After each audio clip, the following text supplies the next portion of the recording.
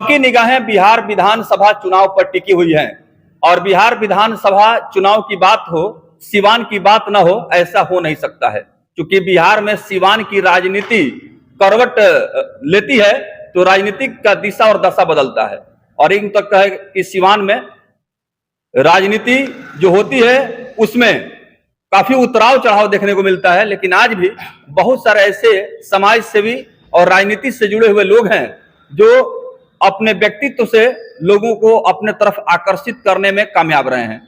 नंद प्रसाद चौहान आज हमारे साथ हैं, जो भाजपा से प्रदेश में मंत्री भी हैं, बड़ी जिम्मेदारी संभाल रहे हैं और पूर्व में जिला परिषद के ये अध्यक्ष। सबसे पहले आपके चैनल के व्यूअर्स को बहुत बहुत बधाई, शुभकामना, धन्यवाद।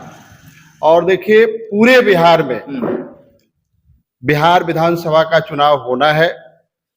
आज से 4 महीना के बाद बिहार विधानसभा में चुनाव शुरू रहेगा और बिहार विधानसभा का चुनाव एनडीए, भारतीय जनता पार्टी, पूरा एनडीए बहुत बड़े वोटों के अंतर से, मार्जिन से जीतेगा और बहुत बड़े बहुमत का सरकार बनाएगा।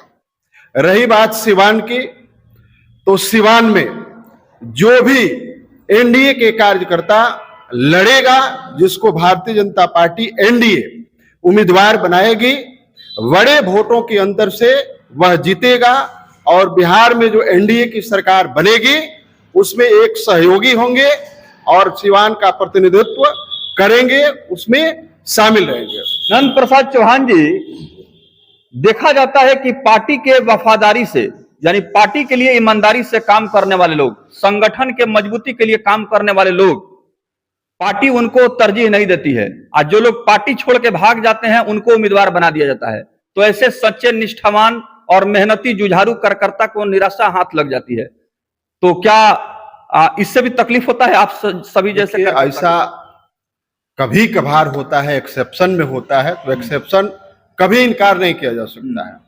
हमेशा यही हुआ है और खास करके भारतीय जनता पार्टी में जो काम किया है, जो मेहनत किया है, पार्टी उसको जरूर कहीं न कहीं पुरस्कार के तौर पे जगह देती है, सम्मान करती है और जो काम करता है कभी वह विफल नहीं होता है, उसे एक न एक दिन उसका फल मिलता है। सिवान सदर विधानसभा पर बहुत सारे दावेदार सामने आए हैं भाजपा की तरफ से और उनका कहना है कि सिवान भाजपा का गढ़ रहा है। सदर विधानसभा वैसे भी भाजपा का यहाँ काफी बोलबाला रहा है। तो बहुत लंबा लिस्ट है, उस लिस्ट में आप अपने आप को कहां पाते हैं? सिवान में भारतीय जनता पार्टी बहुत ही मजबूत स्थिति में है और जब मजबूत स्थिति में है, हमारे बहुत ऐसे कार्यकर्ता हैं जो बहुत मजबूत है और रात दिन भारतीय जनता पार्टी के लिए काम करते हैं और उन्हीं सब लोगों के प्रयास से भारतीय जनता पार्टी इतनी मजबूत स्थिति में है। जो भी हमारे भारतीय जनता पार्टी के उम्मीदवार होंगे, एनडीए के उम्मीदवार होंगे, वह यहाँ बड़े वोटों के अंतर से जीतेंगे और उम्मीदवारी चाहे जो पेश करे, जितने लोग पेश करें, भारतीय जनता पार्टी जिसको उम्मीदवार बनाएगी वही भारतीय जनता पार्टी का उम्मीदवार होगा, सिवान के जनता का उम्मीदवार होगा और यहां से जीत के जाएगा और भारतीय जनता पार्टी एनडीए जो सरकार बनेगी उसमें। अभी सिवान की राजनीति पर बात हो रही है। सदर विधानसभा पर आपने भी दावा आपने ठोका है, जैसे आप तो ये नहीं कह रहे हैं कि मुझे टिकट मिलेगा, लेकिन नाम का चर्चा नंजी प्रसाद चौहान का चल रहा है। लोगों के बीच में मीडिया के लोग जा रहे हैं, सर्वे कर रहे हैं, उसमें आपका भी दमदार स्थिति दिखाई दे रही है। तो तमाम लोगों से क्या अपील करेंगे अगर ऐसी स्थिति बनती है, पार्टी आपके ऊपर भरोसा कायम? हम लोग भारतीय जनता पार्टी के एक कार्यकर्ता हैं, सच्चे ईमानदार कार्यकर्ता हैं और भारतीय जनता पार्टी जो निर्णय लेगी उस निर्णय का स्वागत, अभिनंदन हम लोग करेंगे और भारतीय जनता पार्टी की तरफ से हम सिवान के लोगों से यह आग्रह करेंगे, आह्वान करेंगे कि आगामी विधानसभा चुनाव न केवल सिवान के भाग्य के फैसले का चुनाव होगा, बल्कि पूरे बिहार के भाग्य के फैसले का वह चुनाव होगा। 2025 का जो बिहार विधानसभा का चुनाव होगा, पूरे बिहार के भाग्य के फैसले के साथ साथ भाग्य का रचना होगा। और फिर जहां सिवान खड़ा है, जहां बिहार खड़ा है, वहां से फिर एक नए दौर में एक नए सिवान और बिहार के रचना में फिर अपना कदम बढ़ाएगा और बिहार अन्य प्रदेशों की तरह विकसित प्रदेश बनेगा। माननीय देश के यशस्वी प्रधानमंत्री जी और माननीय प्रदेश के यशस्वी मुख्यमंत्री जी के नेतृत्व में जिस तरह से बिहार आगे बढ़ रहा है, इसी तरह से आगे बढ़ करके बिहार आने वाले समय में विकसित राज्य के लाइन में खड़ा होगा। और अन्य प्रदेशों के तुलना में जो बिहार का विकास दर है, जिस तरह से बिहार विकास कर रहा है, आने वाले बहुत कम ही समय में बिहार देश के अग्रणी राज्यों में खड़ा होगा। सवाल आपसे चलते चलते, इन दिनों नेता प्रतिपक्ष तेजस्वी प्रसाद यादव भाजपा पर जोरदार हमला कर रहे हैं। उनका कहना है कि भारतीय जनता पार्टी मुद्दे की राजनीति नहीं करती है और लोगों को बहकाने का काम करती है। और साथ ही साथ उन्होंने कहा कि बिहार में नीतीश कुमार का जो पुराना मॉडल का सरकार है, यह सरकार थक चुकी है, उब चुकी है, अब एनर्जी नहीं है, ऊर्जा नहीं है। देखिए, जो हमारे विपक्ष के आज बिहार विधानसभा में लीडर भी हैं और उनके माता पिता जी यहाँ 15 वर्षों तक लगातार राज किए और बड़े आशा और विश्वास के साथ बिहार के लोगों ने उन्हें सत्ता सौंपा था और इस उम्मीद और विश्वास में सौंपा था कि ये बिहार को आगे बढ़ाएंगे, बिहार से बेरोजगारी मिटाएंगे, बिहार को अपराध मुक्त बनाएंगे। लेकिन क्या हुआ, जब उनको सत्ता मिली तो सबसे पहले जितने यहां कल कारखाने थे वह बंद कर दिए। क्यों बंद हुआ? इसलिए बंद हुआ कि जितने उनके लोग थे सब रंगदारी, हत्या, अपहरण में लग गए, जिसके वजह से जो उद्योग धंधे चलाने वाले लोग थे वह चले गए और बिहार में विकास नहीं हुआ, बिहार का विनाश हुआ, बिहार खाई में बदल गया और जो चल रहा था वह बंद होने लगा। और बिहार में उद्योग के नाम पर, धंधा के नाम पर सब चौपट हो गया। केवल और केवल बिहार में एक ही चीज बचा था, हत्या का उद्योग, अपहरण का उद्योग, चोरी का उद्योग, डकैती का उद्योग, बैंक लूटने का उद्योग, यही तो उद्योग बचा था। और वही आज ज्ञान बांट रहे हैं कि बीजेपी मुद्दे की राजनीति नहीं कर रही है। अब बताइए, बीजेपी मुद्दे की राजनीति कैसे नहीं कर रही है?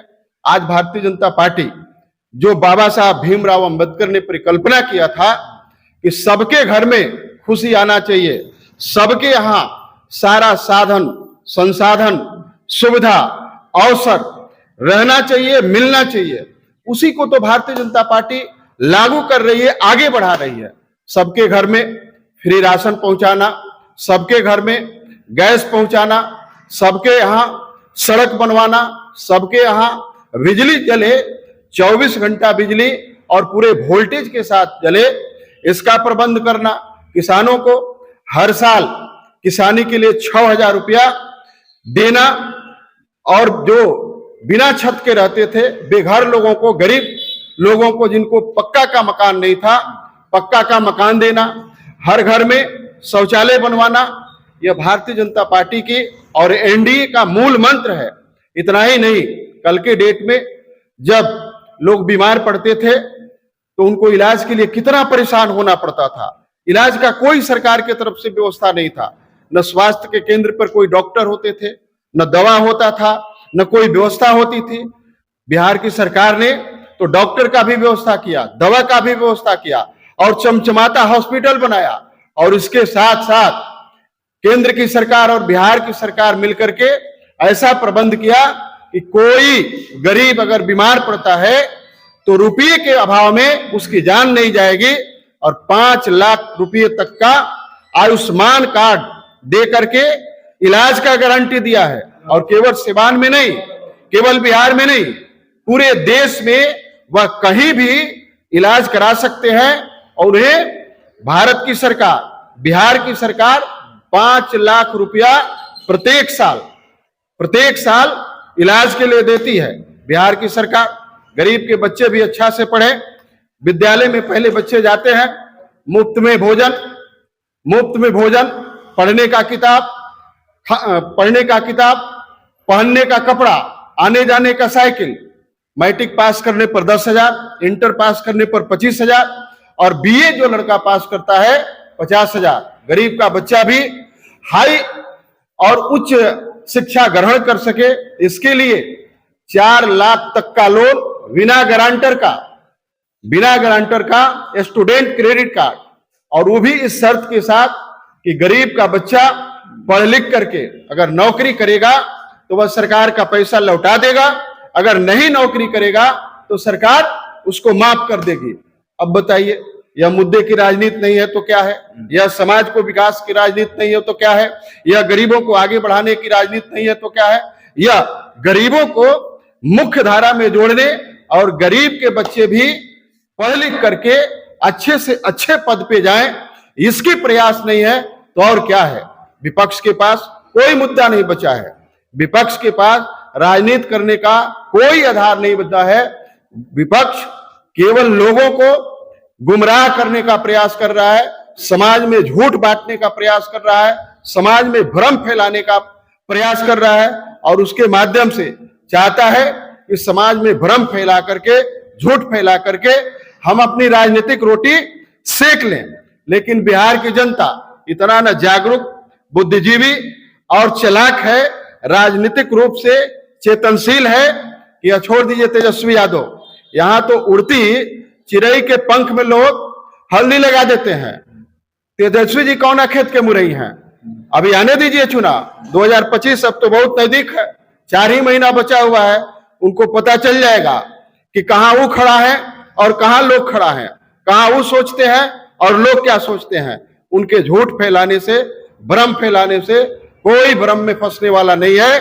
2025 का चुनाव एनडीए बड़े वोटों के अंतर से जीतेगा और बिहार में फिर एनडीए की एक मजबूत सरकार, बड़े बहुमत की सरकार बनेगी और जिस तरह से पहले बिहार की सेवा करते आई है उससे भी और बढ़िया तरीके से सेवा करने का काम करेगी। चलिए, बहुत बहुत धन्यवाद नंदजी प्रसाद चौहान जी, हमारे कार्यक्रम में शामिल होने के लिए और तमाम सवालों का जवाब देने के लिए। धन्यवाद।